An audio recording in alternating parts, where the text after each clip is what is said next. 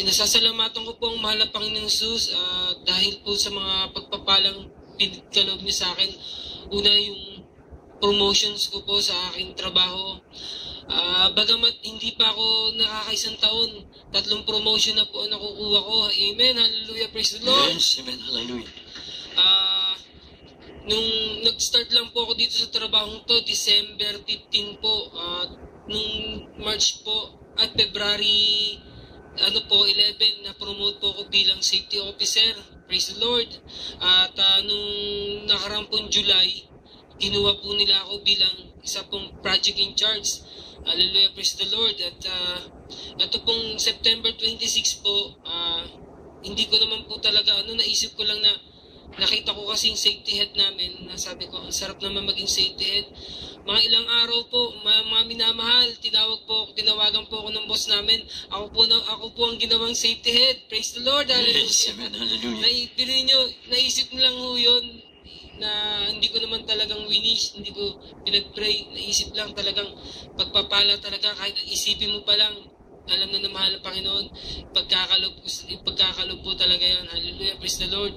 At dito po sa trabaho ko, marami na po ditong ilang years na po sila na andyan sa kumpanya, may 3 years, may 5 years, pero hindi po sila ma-promote. Tapos sabi sa akin, Brad, ano bang sekreto mo, ba't yan na po promote? Sabi ko, kasi ang mahal ng Panginoon ang talagang sekreto ko. Tsaka yan lang talagang nalalapitan ko. Wala akong backer sa loob. Ang mahal ng Panginoon ang backer ko. Hallelujah, praise the Lord. Hallelujah, hallelujah. At saka yung natutunan ko dito sa banal na gawain, yung humbleness, pinapractice ko po sa trabaho yan. Kaya nakikita po nila ang na mahal ng Panginoon ng talagang tinuturo dito. Mga minamahal, i-share ko na rin po sa inyo na nung panahon na wala pa ako dito sa gawain nito, malakas po akong minom, naging aktivista po ako nung panahon na yun. Doon po nag-start na hindi ako naniwala sa Diyos, na nag-exist talaga ang Diyos. Ang pinaniniwalaan ko noon yung mga aral ng komunista, ni Charles Darwin. Yung pong pagka may nagsishare nga po sa akin ng mga born again, sinasabi ko, patunayan nyo may Diyos. Kung talagang totoo yan, patunayan nyo. Hindi po nila mapatunayan. Pero dito sa Jesus Miracle Crusade, napatunayan po yung hamon ko. Hallelujah, praise the Lord. Ang bulag, nakakadilat, ang pilay, nakakalakad, maging ang kaitongin, pinagagaling na mahal ang Panginoong Jesus.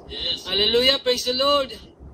At mga minamahal, nag-share din na po ako sa mga kasama ko, maging sa mga ibang sekta po. Meron po akong gustong linawin sa kanila, yung tungkol po sa yung sabi po ng mahal na hindi lahat ng tumatawag sa akin ay akit sa langit, yung Lord, Lord, Lord. Diba, nagkasama po kami sa ganto ganyan na nagpadilat ng bulag, nagpalakad ng mga may mga himala. Sabi ko sa kanila, sinesharean ko yung mga po yun, yung Jehovah Witnesses. Sabi nila hindi daw sa Diyos yun. Sabi ko, wala nga binabanggit dyan na walang himala eh. Hallelujah, praise the Lord. Ganun pala talaga pag walang wisdom. Pero tinanong ko rin sa mahal na Panginoon, bakit nasabi niya yun? Yung pala ang gusto ng mahal na Panginoon, yung magpapakumbaba ka, humingi ka ng tawad sa Kanya, hindi yung ganun na parang pleasure pa parang utang na loob pa ng mahal na Panginoon na nagamit ka niya o nakasama ka niya. Dapat po talaga, hingi tayong tawad at pakumbaba sa mahal na Panginoon. Yes, Hallelujah, praise the Lord. hallelujah. Yun po pala ang sagot doon. Hallelujah, amen. Hindi po yung magmamatas. Di ba, mahal na Panginoon, nakasama mo po kami. Hindi pala po ganun. Kailangan po talaga buong pagpakumbaba sa mahal na Panginoon Jesus. Amen, hallelujah, praise the Lord.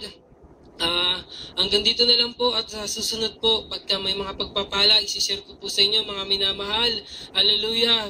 Pinupuri ko po ang pinakamamahal na Panginoong Jesus. Amen. Praise the Lord. Hallelujah. Praise the Lord.